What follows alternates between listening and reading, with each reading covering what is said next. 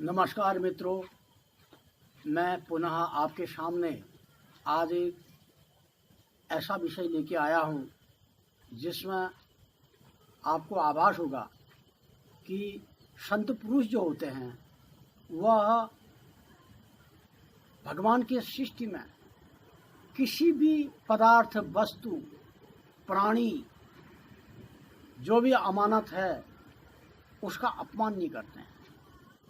हर वस्तु का महत्व समझते हैं।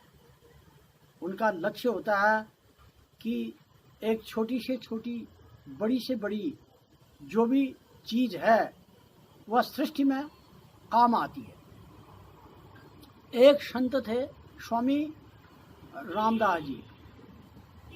उनका मकसद था नित्य केवल मात्र 5 घरों से भिक्षावृत्ति कर जो मिलता था उसी से अपना जीवन निर्वाह करते थे। छठे घर में उनका जाने का मतलब ही नहीं है। 5 घर में मिल गया तो खा लिया, नहीं तो भूखे सो गए। ऐसे एक बार वह किसी एक व्यक्ति के घर में गए, गृहस्थी के घर में। उनका भिक्षा मांगने से पहले का जो शब्द थे वह थे जय जय रघुवीर समर्थ, जय जय रघुवीर समर्थ, ऐसा कहते थे और भिक्षा के लिए निवेदन करते थे। ऐसे जब एक बार वो किसी गृहस्थ के घर में गए तो वहाँ एक महिला आई बाहर। उसका अपने पति से कुछ समय पूर्व ही झगड़ा हुआ था, विवाद हुआ था, जिससे वह क्रोधाविष्ट थी। वह बिल्कुल, उसका मन जो था विक्षिप्त जैसा था और वो क्रोध में थी। तो जब स्वामी रामदास जी गए, उनने अपना कमंडल आगे बढ़ाया तो उस महिला ने कहा, हट जाओ इधर से, काम कुछ करते नहीं हो, भीख मांगने की लत बन गई है, मेरे घर में तुम्हारी दाल नहीं चलेगी, आ जाते हैं इधर भीख मांगने। तो ऐसा कहा तो स्वामी रामदास जी ने कहा, माँ मैं तो कुछ न कुछ लेके जाऊंगा, कुछ न कुछ लेके तो मैं जाऊंगा ही भगवान के नाम पर। तो जब ऐसा कहा तो महिला ने कहा ठीक है। फिर उसने कुछ समय पहले चौका लीप रखा था, अपना चौका लीपने का जो कपड़ा था उस कपड़े को गुस्से से उनके कमंडल में डाल दिया और कहा, अब हट इधर से, कर अपना मुंह काला। स्वामी रामदास जी ने उस कपड़े को सर से स्वीकार किया जो लीपने का कपड़ा था और प्रसन्न मुद्रा में गए कि भगवान ने ऐसा ही मुझे आज दे रखा है उपहार। तो गए, गंगा तट पर गए। गंगा तट पर उस कपड़े को उन्होंने इतना रगड़ा, इतना साफ किया कि वह मोती जैसा चमकने लग गया कपड़ा। और उसके बाद उस कपड़े को सुखाया। सुखाने के बाद नदी के देवालय में गए और सायंकाल का समय हो चुका था। उस कपड़े की बत्तियां बनाई और बत्तियों से पूरा मंदिर जो है जगमगाने लगा। थोड़ी देर में उस महिला को ऐसा लगा, पश्चाताप हुआ कि मैंने एक संत पुरुष को अपमान करके भेजा और उसको न तो भोजन दिया, न कोई अन्न दिया भिक्षा में, और न कोई रुपया पैसा दक्षिणा इत्यादि दी।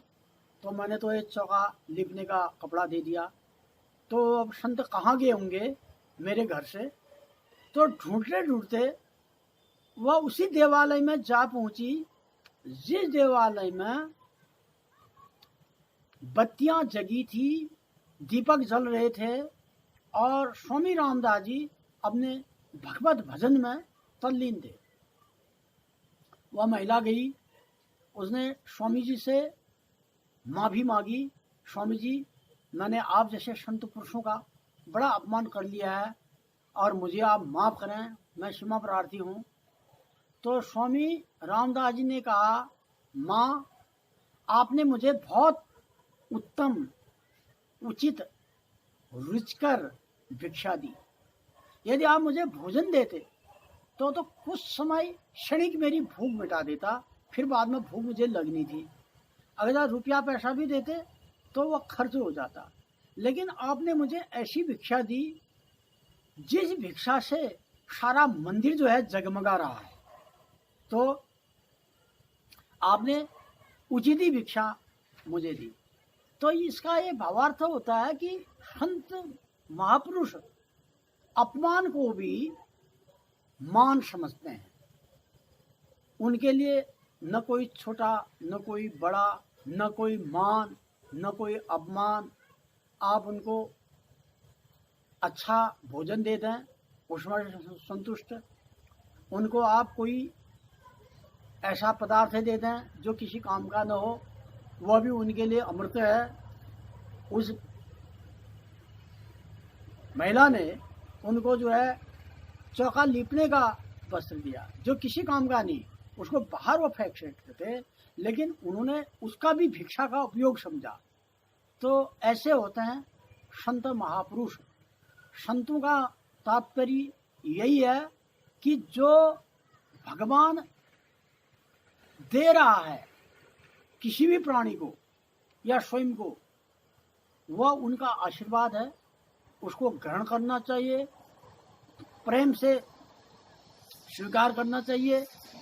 जितना आदमी के भाग्य में विधाता ने लिखा है वह उसको उतना ही मिलेगा, उसके न अधिक न राई भर घटे न राई भर बढ़े।